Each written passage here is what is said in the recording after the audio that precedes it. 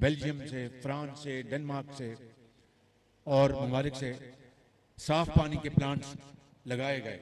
हम उन ममालिक के बहुत शुक्रगुजार हैं।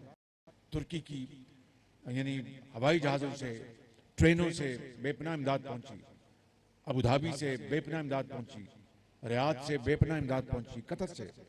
लेकिन जो हमारी जो मुसीबतें हैं, मसाइल हैं, वो बेअंदाज हैं। लेकिन हमें इंशाअल्लाह अपने पाँव पे खड़ा होना है।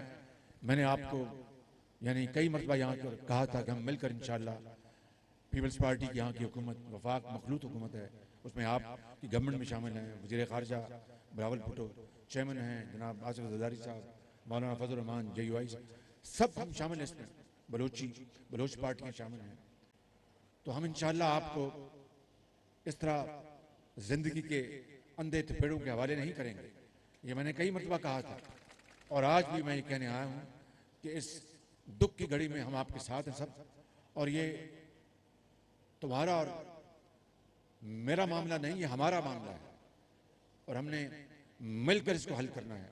मुझे याद है वो दिन जब खैमों में बीमार बेटियां, बच्चियां, माएँ वहाँ पर अपने बच्चों को लेके आती थी, दवाई डॉक्टर दे रहे होते थे, गर्मी शदीद, मक्खियाँ, बीमारी, पानी की वबाएं।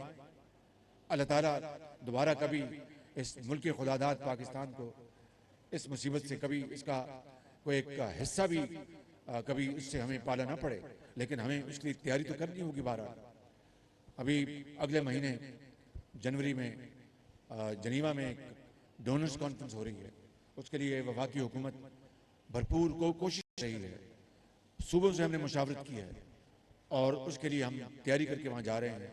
उसमें वज़ीर ख़ारजा बिलावल भुट्टो और उनकी टीम बहुत मेहनत से काम कर रहे हैं और मैं भी इंशाअल्लाह वहाँ जाऊँगा और आपकी आवाज़ बनकर वहाँ पर पैगाम दूँगा। इंशाअल्लाह आपके मुतालबे मैं वहाँ पर पेश करूँगा, उनको दुनिया को बताऊँगा कि अगर अल्लाह ताला ने आपको नेमतें दी हैं तो आपको मुबारक हो।